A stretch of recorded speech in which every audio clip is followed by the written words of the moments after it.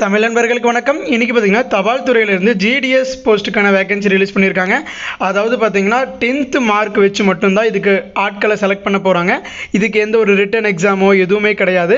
18 வயசு நிரம்பிவிங்க 10th முடிச்சிருந்தீங்க அப்படின்னா எல்லாருமே தாராளமாக அப்ளை பண்ணலாம். ஸோ லாஸ்ட் டேட் பார்த்தீங்கன்னா ஆகஸ்ட் 5க்குள்ளே அப்ளை பண்ணணும்.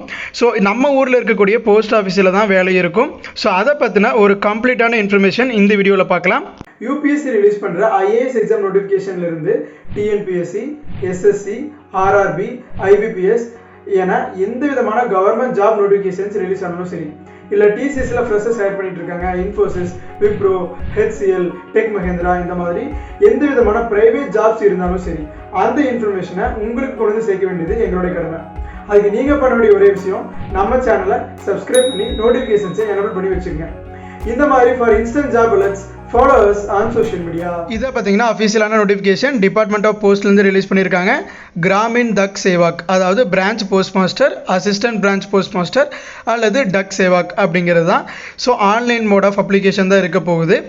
ஸோ ரெஜிஸ்ட்ரேஷன் அந்த ஆன்லைன் அப்ளிகேஷனுக்கான லாஸ்ட் டேட் பார்த்தீங்கன்னா இன்னிலிருந்து, அதாவது ஜூலை 15 ஆரம்பித்து ஆகஸ்ட் 5 வரைக்கும் இருக்குது. Correction edit R correction window, அதில் நீங்கள் ஏதாச்சும் தப்பாக ஃபில் பண்ணிட்டீங்க, இல்லை உங்களோட ப்ரெஃபரன்ஸ் சேஞ்ச் பண்ணணும், நேமில் ஏதோ ஸ்பெல்லிங் மிஸ்டேக் இருக்குது அப்படின்னா அந்த கரெக்ஷன்ஸ் எல்லாம் நீங்கள் ஆகஸ்ட் 6ஆம் தேதியிலிருந்து 8ஆம் தேதி வரைக்கும் அந்த 3 நாள் நீங்கள் இந்த கரெக்ஷன்ஸ் எல்லாம் பண்ணிக்கலாம். ஓகேங்களா? ஸோ ஜாப் ப்ரொஃபைல் எந்த மாதிரியான ஒர்க் இருக்கும் அப்படின்னா, பிபிஎம்க்கு பார்த்தீங்கன்னா டே டு டே போஸ்ட் ஆஃபீஸில் இருக்கக்கூடிய வேலை எல்லா ஒர்க்கும் பண்ணுற மாதிரி இருக்கும். Plus India post payments bank புதுசாக இன்ட்ரடியூஸ் பண்ணியிருக்காங்க இல்லைங்களா, ஸோ அந்த ஒர்க்கும் பார்க்குற மாதிரி இருக்கும். ஸோ அங்கே இருக்கக்கூடிய சர்வீஸ், கஸ்டமர் இப்போ நமக்கு இப்போ சேவிங்ஸ் அக்கௌண்ட்டில் பணம் போடணும்னு சொல்கிறாங்க, இல்லை பணம் எடுக்கணும்னு சொல்கிறாங்க, இல்லை பாஸ்புக்கில் என்ட்ரி போட சொல்கிறாங்க. ஸோ அந்த மாதிரியான பேசிக்கான ஒர்க் தான் இருக்கும். ரெசிடென்ஷியல் அக்காமடேஷன் இது ரொம்பவே நம்ம நோட் பண்ண வேண்டிய விஷயம். இப்போ நீங்கள் ஒரு டிஸ்ட்ரிக்டில் இருக்கீங்க அப்படின்னா அந்த டிஸ்ட்ரிக்ட் மட்டும் இல்லாமல் வேறு டிஸ்ட்ரிக்டில் கூட நீங்கள் அப்ளை பண்ணலாம். இப்போ ஒருவேளை உங்கள் டிஸ்ட்ரிக்டில் காம்படிஷன் அதிகமாக இருக்குன்னு நினச்சி நீங்கள் வேறு டிஸ்ட்ரிக்டில் அப்ளை பண்ணுறீங்க அப்படின்னா அந்த டிஸ்ட்ரிக்ட் அப்ளை பண்ணி உங்களுக்கு கிடச்சிருச்சுன்னா நீங்கள் உங்களோட அக்காமடேஷன் வித்தின் அந்த டிஸ்ட்ரிக்ட் அந்த ஏரியாக்குள்ளே தான் இருக்கணும். ஸோ நீங்கள் அக்காமடேஷன் ஷிஃப்ட் பண்ணிட்டு போகிற மாதிரி இருக்கும். ஸோ அது ஆக்சுவலாக கவர்மெண்ட் ரூல்ஸ் படி இப்போ நம்ம ஒரு போஸ்ட் ஆஃபீஸில் செலக்ட் ஆகிறோம்னா அந்த ஜூரிஸ்டிக்ஷனுக்குள்ளே மட்டும்தான் அவங்க அக்காமடேட் இருக்கணும் அப்படிங்கிறது கொடுத்துருக்காங்க.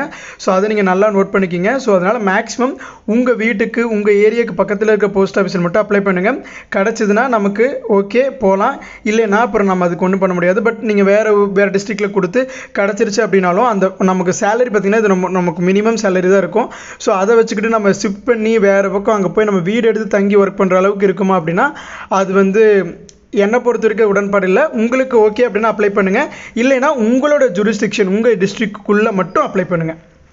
அசிஸ்டன்ட் பிரான்ச் போஸ்ட் மாஸ்டர் பார்த்தீங்கன்னா உங்களுக்கு எந்த மாதிரியான ஒர்க் இருக்குன்னா, ஸ்டாம்ப் சேல் பண்ணுறது, ஸ்டாம்ப்பு, போஸ்டல் கவரு, அப்புறம் இந்த postal order, DD, so money order, so அந்த மாதிரியான ஒர்க்லாம் ஹேண்டில் பண்ணுற மாதிரி இருக்கும்.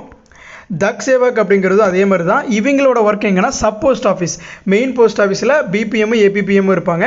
இந்த சப் போஸ்ட் ஆஃபீஸில் இருக்கு இல்லைங்களா, ரொம்ப கிராமத்துக்குள்ளே அங்கெல்லாம் பார்த்தீங்கன்னா இந்த டக் சேவாக் இருப்பாங்க. அவங்களோட ஒர்க்கும் சிமிலர் தான். பிபிஎம் ஏபிபிஎம் எல்லாம் அந்த போஸ்ட் ஆஃபீஸில் என்ன ஒர்க் பண்ணுறாங்களோ அதே ஒர்க்கை டக் சேவாக் எஸ்பிஓ அதாவது சப் போஸ்ட் ஆஃபீஸில் பண்ணுவாங்க. ஸோ சேம் தான். சேலரி பார்த்தீங்க அப்படின்னா பிபிஎம்க்கு மந்த்லி 12,000 இருக்கும் மினிமம், ஏபிபிஎம் டக் சேவாக்கு 10,000 இருக்கும். ஸோ இதனால தான் சொன்னால் நம்ம மினிமம் சேலரி ஸ்டார்டிங் பார்த்தீங்கன்னா 10-15,000 தான் இருக்கும். ஸோ அந்த சேலரியில் நம்ம வேறு டிஸ்ட்ரிக்டில் போயிட்டு வீடு எடுத்து தங்கி ஒர்க் பண்ணுற அளவுக்கு ஃபீஸிபிள் கிடையாது. ஸோ உங்கள் டிஸ்ட்ரிக்டில் உங்கள் ஜூரிஸ்டிக்ஷனுக்குள்ளே இருக்கக்கூடிய போஸ்ட் ஆஃபீஸில் மட்டும் அப்ளை பண்ணுங்கள்.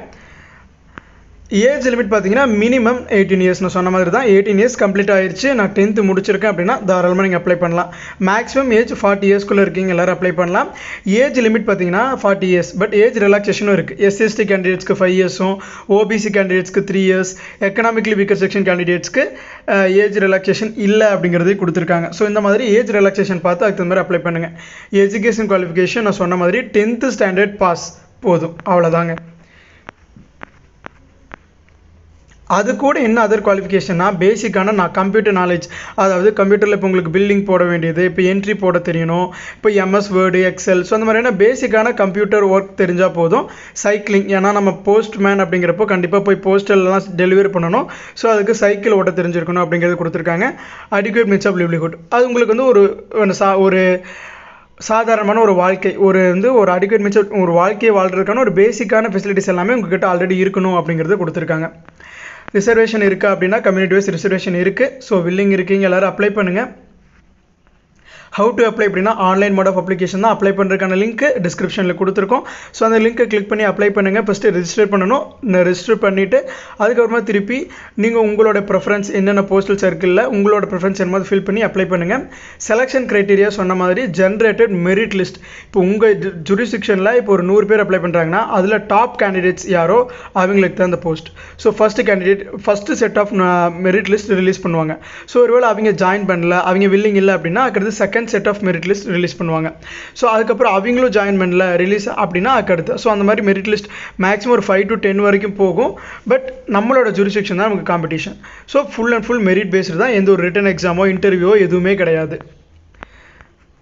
ஓகே, இதை பார்த்தீங்கன்னா இந்த நோட்டிஃபிகேஷன். இதில் இன்னொன்று என்னென்னா, இப்போ 2 பேர் ஒரே மார்க் ஒரே கம்யூனிட்டி அப்படின்னா அவங்கள டை வந்துச்சு அப்படின்னா அதில் யார் சூஸ் பண்ணுறது அப்படிங்கிறது டிபார்ட்மெண்ட் தான் டிசைட் பண்ணுவாங்க. ஸோ அதுக்கு நமக்கு எந்த ஒரு அத்தாரிட்டியும் கிடையாது.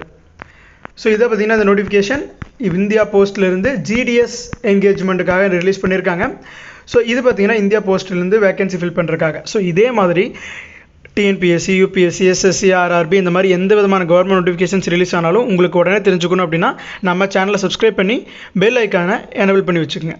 தேங்க்யூ ஃப்ரெண்ட்ஸ், தேங்க்யூ ஃபார் வாட்சிங்.